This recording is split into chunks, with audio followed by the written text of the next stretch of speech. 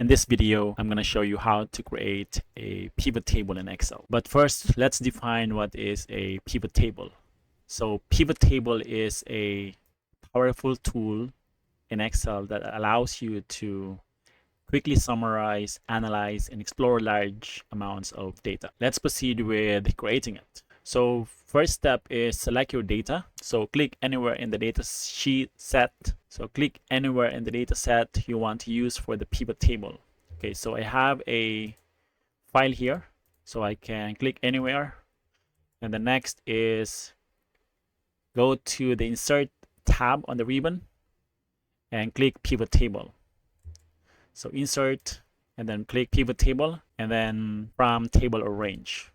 Okay, and then next is ensure the correct range is selected in the table range field. Okay, so it looks like the correct range or table is selected. So next is choose where you want the pivot table to be placed. So in my case, I'm going to select new worksheet.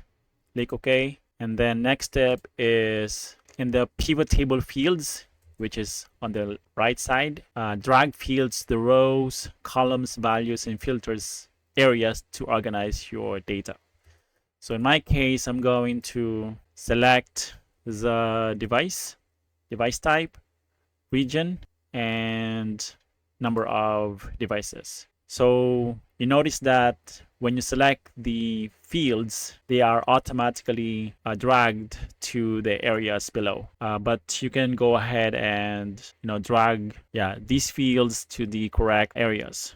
So in my case, I'm going to drag the region into the columns area, and this is what I want to see.